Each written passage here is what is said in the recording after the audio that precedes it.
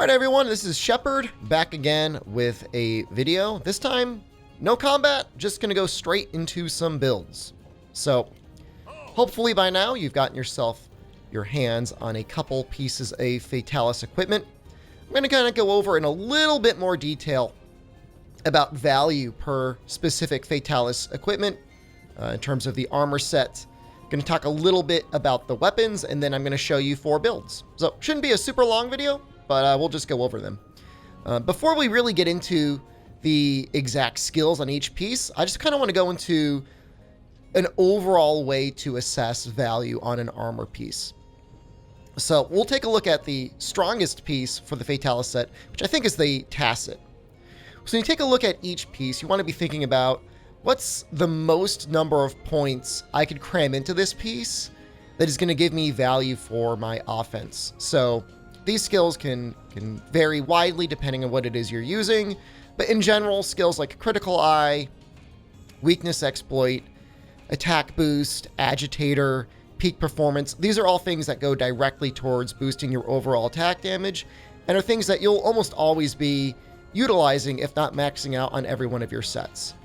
So in that regard, when we take a look at the Dragon Barb's Alpha, we see that it has 3 points of Critical Eye, plus 1 point of Weakness Exploit, plus a level 4 charm, plus 2 level 3 charms, or well, deco slots.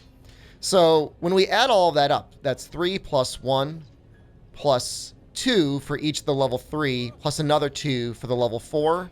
So that is a total of 8 points of value. Now, it's not always going to be possible to fill each and every single slot there with full value offense. So if you were to say be capped already at Agitator, you wouldn't be able to go any higher, right? But you could still put in more skills that may be able to keep you attacking longer, skills such as Maintenance that'll keep you in Temporal Mantle, or skills that'll reduce your overall damage like Protection. So in that regard, taking a look, we can see that, on any piece of the beta set, each piece is worth at least 6 points, right? Every piece has 3 level 4 slots, so that's 2 plus 2 plus 2 is 6. So you get 6 on the head. You get 7 on the chest, plus an 8th kind of sort of bonus point in evade window, but we don't really count that. 7 on the arms. Right, as we went over the 2 here, technically you get sort of the same value out of the beta as you do the alpha. It's just the alpha is so much more flexible. If you have a level 3 deco you're trying to put in, say Spread from Heavy Bowgun, Shaver for any sort of light weapon, Brace on Hammer or Lance, or Sword and Shield or Insect Glaive, any one of those things, the level 3 slots make it so much more flexible to put those things in without losing any sort of value. And 6 on the legs, and again, with kind of like a sort of free point in evade window.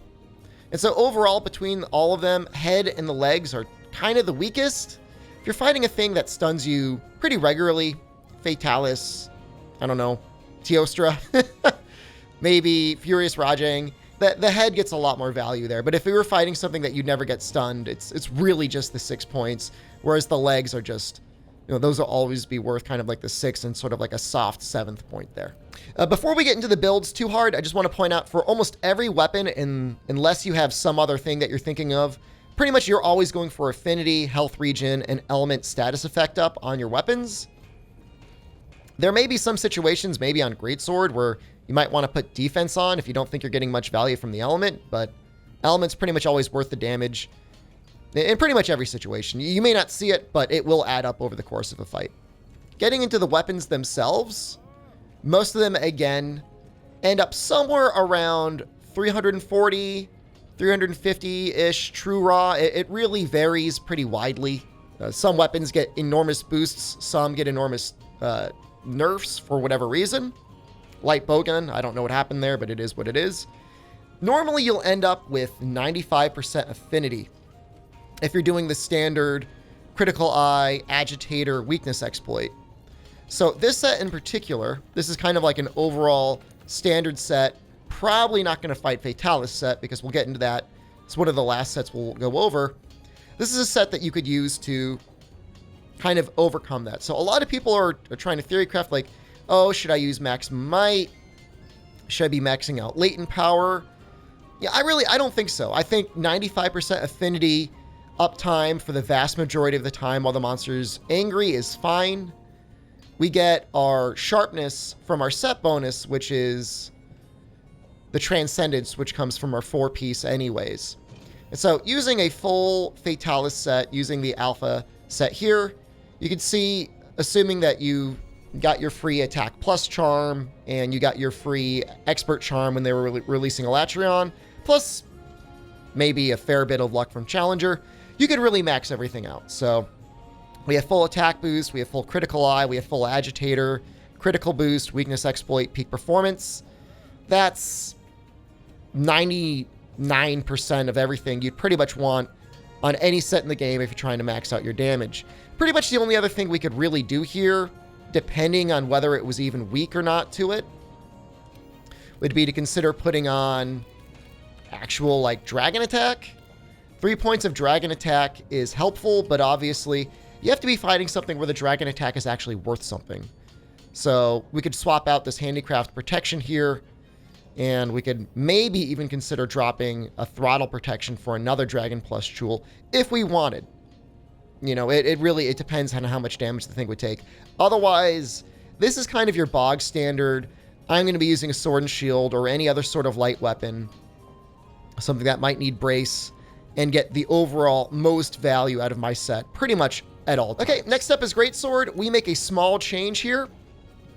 We know the head is one of the weaker pieces of the Fatalis set, so we switched that out for Frostfang.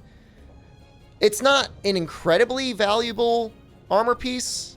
It does still have 6 pieces of value, so it doesn't lose any skill value relative to the Fatalis set because we're already going to be maxing out crit eye anyways in almost all cases. Punishing draw whenever you're fighting something that can actually be KO'd, so not Fatalis, helps a little bit. You will probably either get 1 KO if you're solo, or you may help contribute to a KO if you're in multiplayer, and you get a very slight damage boost. And I mean very slight. It's like +5 true raw on your draw slash. So this might help encourage you a little bit towards charging up your initial slash a little bit. We put all the comfortable skills in there again. Again, we are able to max out attack boost, critical eye, agitator, crit boost, weakness exploit, peak performance. We do max out charger. This is really a matter of preference. Some people play with only 2 levels of charger the whole time. Some people play with 3. It really depends on the monster you're fighting. I mean, if your 3rd level of charger is able to let you squeak in an extra level of charge on your level 1 or your level 2, or makes it easier to get the tight KO burst timings on a true charge slash depending on what monster you're fighting, it's probably worth it. To me, I look at it, it's more comfortable to have 3 points of charger, and so if you can fit it and you're really not losing anything, it's fine. The only way this set really is weak in any way is because the Greatsword only has a little sliver of purple sharpness here. You might want to consider switching something out for a handicraft. So if you're playing solo and maybe you do not have a large amount of Wetfish Scale pluses, maybe swap this last one out here for a handicraft. It really depends. Like if it's going to be a fast fight, the thing's going to be over in 5 to 10 minutes anyways. Not really necessary, but something that you feel like you might be attacking for a while, go ahead and throw a handicraft in, whatever version you have. I don't think handicraft plus is really necessary, but if you have it and you don't care about the extra protection, you can go for that. Okay, this time we make a little bit of a change. We know our arms for Fatalis were worth about 7 points. The Elatrion arms alpha are worth a total of 8 points, and it gives us power prolonger. Now, I don't think longsword is generally one of those weapons where people think of putting power prolonger on, but in terms of looking for overall value, I don't think it's something that you should really be ignoring. Being able to give yourself more flexibility to stay in your red buff and really time out your Helmbreaker when you need is helpful. Keeping your EI/Spirit Gauge buff up is also really helpful. Just kind of nice to have in general. Likewise, putting at least 1 point of charger in, I always find it extremely comfortable on these sort of sets. I don't like going in with base longsword. I'm just super comfortable now with 1 point of charger.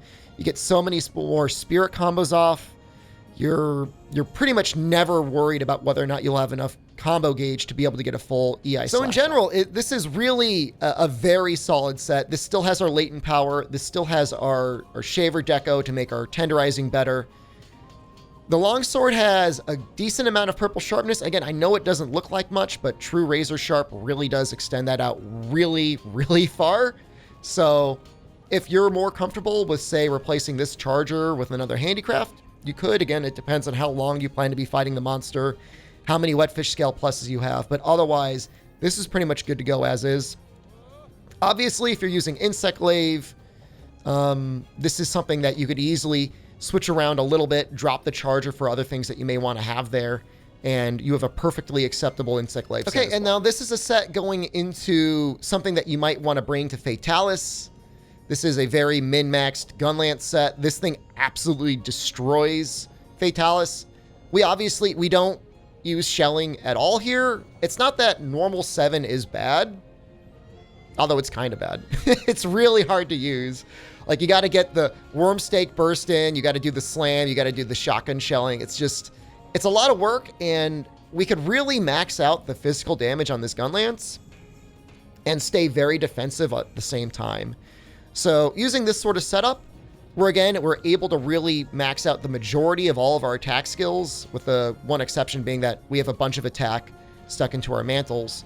But we have pretty much everything else we need to do not only a ton of damage on Fatalis, but to get quite a bit of extra damage off on Destroyer. So assuming you're going in for any sort of other raw weapon, something else like that, this is a good starting point. Obviously, depending on your weapon, you might want to get rid of the evade extender. It's not really necessary, although as I discussed in my previous guide, 1 point is pretty helpful to get out of the way of a majority of Fatalis' attacks. But this is a really good thing to have, because the Kolv Taroth Alpha legs not only are worth 4 points of fire resistance, it kind of counteracts the -1 fire resistance you normally get on your other pieces of Fatalis gear. So that, combined with hard fire resistance, actually puts us up to a base of 20 fire resistance. And that may not seem like a lot, although it's not bad. It will keep you from ever getting the fire blight status. So you'll never need to roll around on the ground again trying to remove fire resistance or fire blight from yourself. As you can see, Gunlance is one of the lucky weapons, probably the most blessed weapon that we got out of the entirety of the Fatalis weapon set. Enormous raw here. This actually has a true raw of 390. So at the absolute upper scale of weapons that we get. And not only that, it only has minus 20% affinity. I don't know. I think they thought they were doing us a favor because, like, we have to make it easier for them to shell. But all we really got is the most beastly raw weapon in the game. So, really, really good. Highly recommend it. If you haven't made it already, you won't see too many explosions coming out. The Wyvern Fire does have a small pipe breaker burst, so if you've got Rocksteady Mantle on and Fatalis is roaring in the air, might want to aim that at them, but outside of that, just go in for your raw hits. Okay, so that's it. This is the video for today. If you like this, if it helped you out, please check me out on my Twitch channel, twitch.tv/SDShepherd. I stream every day, and I'd love to see you there. All right, otherwise, until next time, good luck, and have a good hunt.